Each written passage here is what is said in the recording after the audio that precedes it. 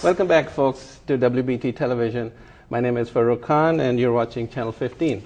Now, recently, President Bush announced quadrupling of the aid to Africa, the continent of Africa, from it used to be $1.4 billion or so, and it's going to be around $9 billion by year 2010. And this is mostly for direct humanitarian aids plus development aid for the various African nations. But what about the sustainability of this aid and the economic development with the sustainability in mind? To talk to us about that, we have in our studio Shadi Subante, who's the chair of the African Network. Welcome to our show. Thank you, Farouk. And also Gordon Williams, who's founder of the African Network, co-founder, I should say. Yes. Okay, welcome to the show. Thank you very much, Farouk. So let me start with Shadi.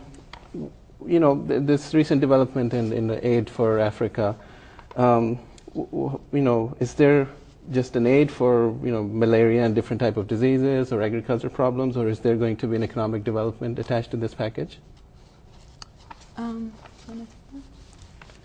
Well, to be frank, Farouk, we at the African Network, we're not really looking so much at the aid perspective of things. I mean, I think aid is very good to be able to take care of, you know, the dire humanitarian issues that there are outside in Africa. What we try and do in the African Network is really to look at development on an entrepreneurial scale. So whilst we think that President Bush's package is good, we try and work with people within the Valley in particular and diaspora in general to actually look at how we can you know, leverage and build something more sustainable. So we haven't, to be frank, at the African Network looked into the details, the dire details of the package, but we're sure it's going to alleviate a good deal of pain and suffering that's already going on there. So let me start with, to ask another question. Yes. You're the co-founder of the African Network. Yes, one of the co-founders. What caused you to start this network? To start the network. Well, a number of things. I mean, it started as a general issue of lack. So there was a number of people who worked here in large companies. I mean, to name a few, HP, Cisco, and so on. And a lot of the people, there are about 7 or so co-founders, and we would meet regularly on a social basis and discuss Africa. You know, we have very strong ties with Africa. And so we decided, well, the problem with Africa is really that, you know, when you go out there and you sort of try and do work, there are a lot of people working in companies, but not building companies. And really, to make a difference, what you need to do is to actually have people build companies here and take them back home, or build companies back home and have an impact here. It's really about sort of joining the two together. And when was it that this network was founded? Well, we had our first meeting in May of 2004, and we incorporated by the end of the year. We were incorporated by the end of the year, and we've been having meetings and conferences ever since. So that's about 2 years in existence? 3 years indeed, yes. Okay. And you're the chair, Shadi, you're the chair of the African Network Conference. Yes, I am. Okay. Yes. And so it's a yearly conference that's coming up in October 13th, I believe? Yes. Okay. Can you tell us about this conference a little bit, and in the past, what happened? Sure. Actually, last year was when the organization started the conference.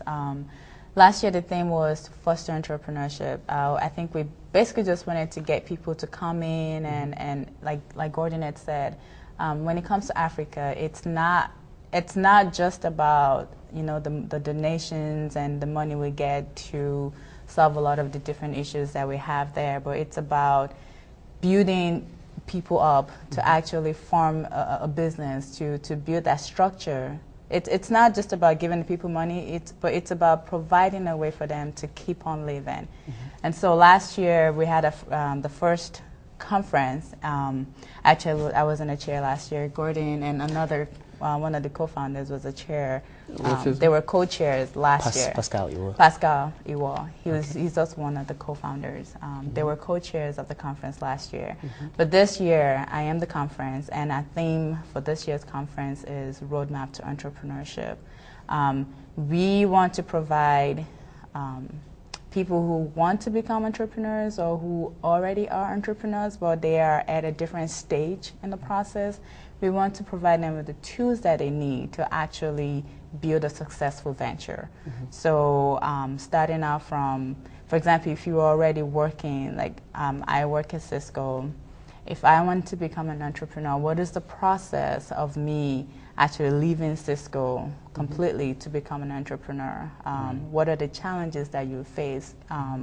How do you deal with it? You know, there are a lot of things that come with that. You're leaving this comfortable job, you know, where, you know, every 2 weeks you get a paycheck, to doing something that you're It's just risky. not really sure. You know, it's very risky. And so we bring in people who have done that and who can share, you know, how you can't do it and be successful at it. We're having sessions on how, you know, what do you do about funding? How do you raise fund? How do you talk to VCs, how, venture capitalists? How do you talk to angel investors? So we bring those people to our conference so you can network with them. If you already have a business and you're looking for funding, it will be a great opportunity for you to come in, network with the VCs and angel investors. Maybe they can fund your project. I think last year, what happened last year? There was